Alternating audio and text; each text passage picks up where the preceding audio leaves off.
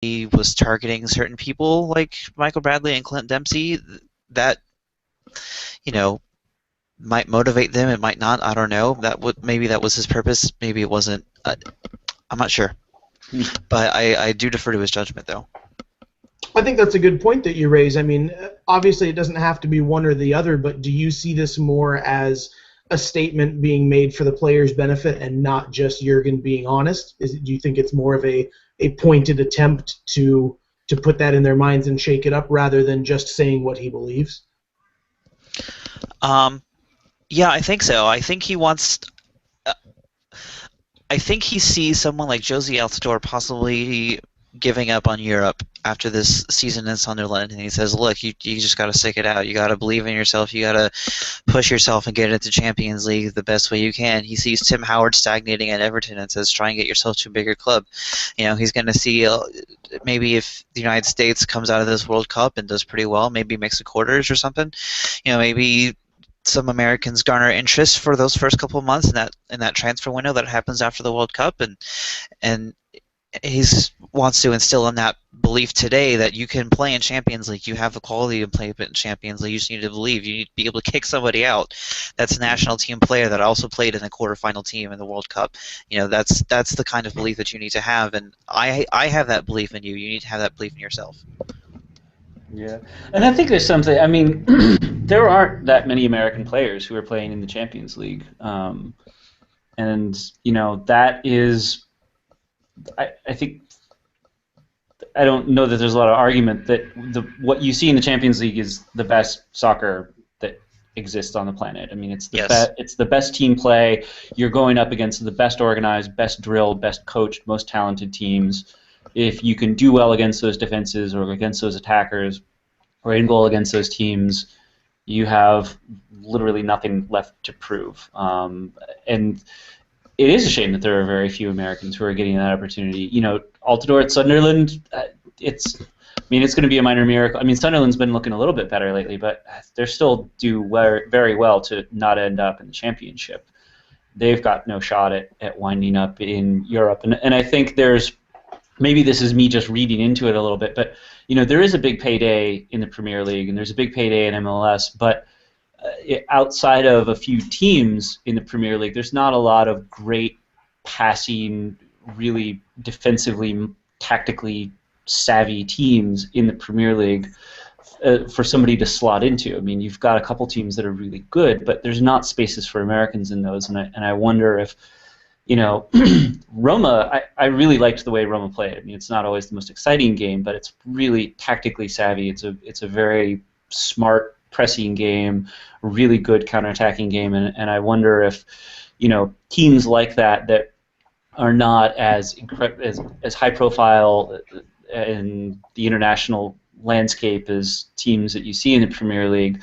But I wonder if teams like that is maybe more what Klinsmann wants to see people do. I mean, there are a lot of very good soccer playing sides in Europe that aren't huge names, but that play incredibly well, and I think that being on teams like that is going to do more for somebody's development as a player than they can find anywhere else, even being at a club or in a league that's a little higher profile.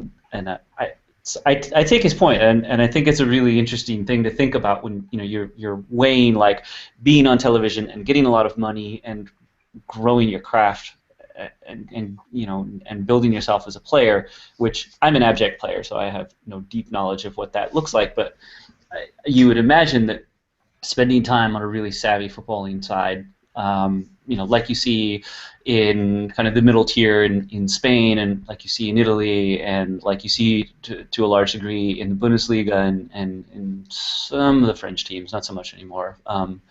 But you've got to think that if you're a 24, 23-year-old player who really wants to test himself and see how you can grow, that's got to be the place that you've got to be looking. Well, and Michael Bradley, he's 26, and he left Roma for a variety of reasons. One of them being that they had brought in a couple of people in the central midfield to compete with him, and maybe suddenly he wasn't going to get playing time, and also Toronto was offering him $5 million more. Yeah. I and nobody's gonna, and I don't blame him for doing that at all. Absolutely, I don't think there's anything wrong with that. But I think that's who Klinsmann is looking at. He's saying, you can push past those guys. They might be bringing those guys in for competition, but you can beat them. And if Roma keeps doing what they're doing this year, you might end up in Champions League next year. But that didn't happen, and now Michael Bradley's back in America. And by the way, he's making about 6 times what he was in Italy, which that was the second biggest surprise to me with the Toronto Bradley thing, was that he was only making $1 million at Roma. That was kind of weird to me, and only proved to me the whole undervaluing Americans thing in Europe. I mean, I feel like Bradley was worth a lot more than that. It should also be noted, though, at the same time, if you look at the state that Toronto FC was in at the end of the 2013 season, you're going to have to offer a lot of money to get a player of that caliber of Michael Bradley's to come over. I mean, you're not going to be, he's not going to come over for $1.5 million if he's getting paid $1 million. And teams in Italy are not crazy flush. I mean, they're not throwing around the kind of money that you see, PSG, Man City, teams in the top of the little league in La Liga or in the EPL. Like those teams don't have that kind of money to be just giving everybody $100,000 a week. So it's made. I mean, it is. Yes, he was not. He was being undervalued, but also, I don't think it's like he was making a quarter of what somebody alongside him was making. Yeah. I don't know, because they don't publish any of that stuff. I think that's fair. Anything else to say on the national team? Yeah, just from my perspective as a Canadian, I think it's a psychological thing you guys are talking about, and psychological things are super important, don't get me wrong, but I think at the same time, the discussion is people are overselling it almost. I don't want to say they're overselling it, but it's being blown out of proportion. That's what I'm looking for. I think it's definitely worth noting and, have discussion to make sure that your players have confidence, they have a good psychological state when they're hitting the field.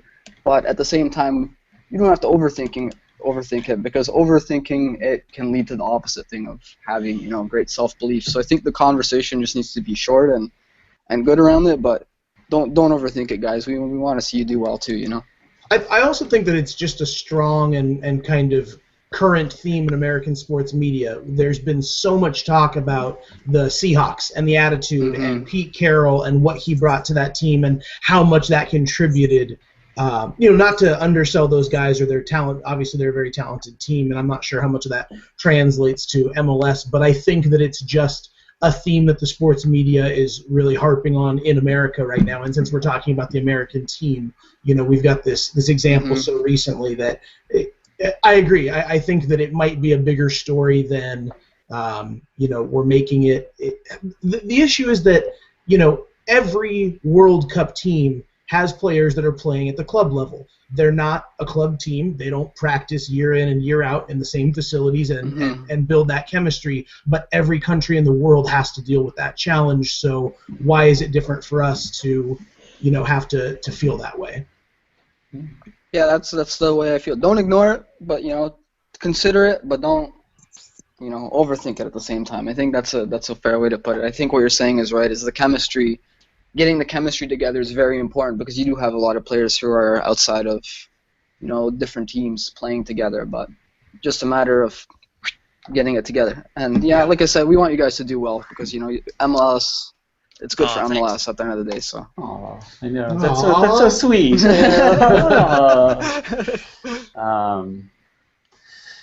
Then let's keep talking MLS. We've got some more previews to do of teams for our upcoming season.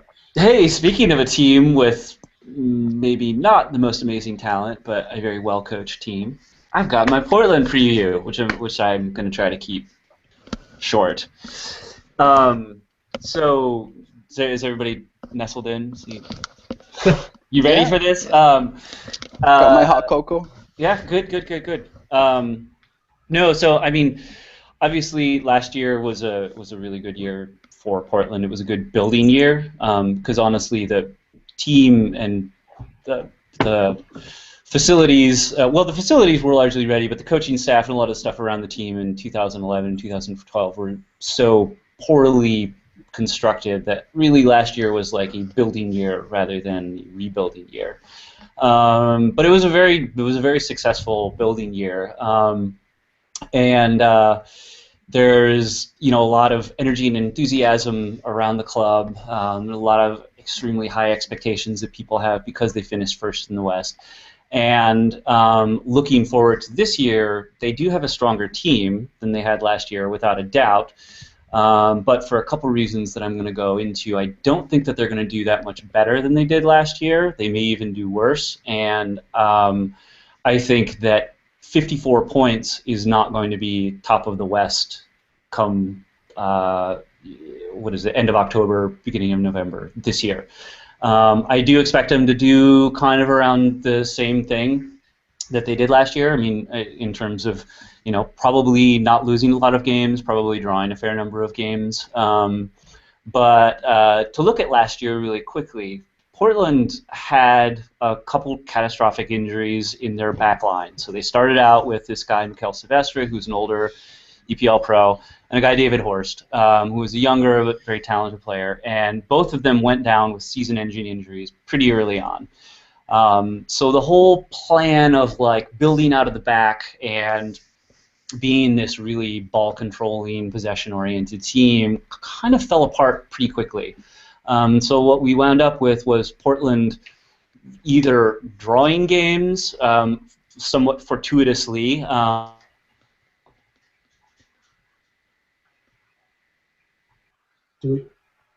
mean, so that saw them get pretty far and saw them do pretty well. I think we lost you there for a second. We lost you. Yeah. Me? Yeah. Yeah, for about 5 seconds. Yeah. So instead of building, from the back and a possession team. Yeah. Are we going to be able to edit this together? Yeah. Okay. That'll be fine. Yeah, instead of building from the back, they wound up playing a lot more counterattacking football and grinding out a lot of close draws or really close wins. And Donovan Ricketts was keeper of the year last year. He's going to be a year older, but he really held, without him making a lot of remarkable saves, 3 points could have been 1 point, and 1 point could have been 0 points. 3 points could have been 0 points as well. He really bailed the team out. He's going to be a year older going into this, and I think that Portland's luck that they had last year is not going to carry through to the season coming. The good news is they're a much stronger team. So they brought in a new Argentinian center back whose name is Norberto Paparetto, which I think is just a great name. And he's a very, very good passer. He's strong. He's about 6'4". He's very comfortable in the slide tackle. He's a very good passer. They also paired him up with a guy, Pamadou Ka, who is, I think, unanimously the least likable player on the Timbers. He's the one who is most likely to kick someone in the head and just generally act like a complete lunatic. But I think they'll be a lot stronger at the back, and I think the core of the team that was there in the center with Diego Valeri, Will Johnson, Diego Chara, that's all going to be the same. We've brought in a new attacker, a guy named Gaston Fernandez, who's an Argentinian, and we've brought in the middle of last year, and I think the most bizarre trade last year, an impact designated player named Max Rudy from Toronto. And Dennis, do you have any idea why they brought him in and then bailed on him right away? I don't know. There's something inside stuff going on there that I don't think I have an answer for you. But he didn't even play a half, so. Yeah, he is a good player. He's great, right? He's an upgrade over Ryan Johnson. But which you also got from us. Which we also got from you guys. But they're the same. They're the same kind of players. Yeah. Like so. The same weaknesses that Portland had last year, where if you can park a good defensive midfielder at the front of the box and really stop them, like we saw Salt Lake do when they got stomped in the playoffs, that's still going to work again. And I think they're going to be less reliant on long balls into the box, but they're still going to be reliant on trying to play right through the center because we still aren't going to have any really solid wingers. So, I was listening to the Soccer by Ives podcast, and he said that Portland is his pick for the MLS Cup this year. I would bet many valuable objects that that's not going to happen. I think that they will have a good season, but I think the same weaknesses are there with that team. They're gonna play very well. They're going to play some very pretty soccer, and I'd be really shocked if they don't make the playoffs. But I also don't see them being first, and I certainly don't see them lifting the cup because LA is going to be as good or better. Seattle is going to be a better team unit. At least they've looked like that in their preseason games. Salt Lake is not going to get that much worse. They may be a little disorganized without Jason Kreis there, but I don't think it's going to be anywhere near the cakewalk that a lot of Timbers fans seem to be imagining that it is. So my prediction, second or third. Okay, and I want to ask two questions of you. Number one, have you had a chance to see Gaston Fernandez in the preseason games? Yes, and he is very, very nimble with the ball at his feet. He is a pickup of a player, not as a designated player. He looks to me like he belongs on the Timbers. Watching him play, he just fit the style. I mean, despite the small stature, it's obviously not his forte, but it looked like he was exactly who you should have picked up. I was impressed and scared. Yeah, well, that's the thing about it's one of the things that we really like about Caleb Porter, and I can speak for lots of people on this, is that, it feels like there's a project going on. So when you lose a game or when a guy comes in and it doesn't work out or you get an injury, and, we had a stretch where we lost a bunch of games in the middle of last year, and we all thought, well, this is part of this project that this guy's doing, and there's enough trust in him that he is doing something. And you can see it with the players that he brings in. Like, Fernandez looked comfortable right away. Paparetto looked comfortable right away. Silo Shuma, who was a kind of miraculous pickup in the draft, was rated to go a lot higher and didn't go higher, but he looked very comfortable right away. Porter's picking players for his system, not picking his system based on his players, and it feels good to watch, And that will get him a lot of credit, even if he does have a bad season this season. Okay, so final question for you then is, you say you don't see lifting the cup. What about Supporters Shield chances? Do you see a deep Open Cup run? What's your worst case, best case that don't involve MLS Cup? Supporters Shield, I don't think that they have the depth to do that, especially because they're going to be competing in the CONCACAF Champions League as well. So that's more games and a lot more travel. Open Cup, you never know. Honestly, MLS playoffs, you never know either, but I don't see them sneaking past Salt Lake, if they have to play them. Another thing I should mention in the Supporters Shield is that Portland's schedule this year is very, very difficult. They play at Salt Lake twice. They play at Colorado twice, which is tough to play at altitude. A bunch of teams that were very good that came to visit last year, Toronto, New York, they're going to play at this year. So it's a very hard schedule. Somebody was putting together the numbers and figured that it was one of the 3 hardest schedules anybody could have. So I think that means that a Supporters Shield is not particularly likely for them either. Open Cup, you never know.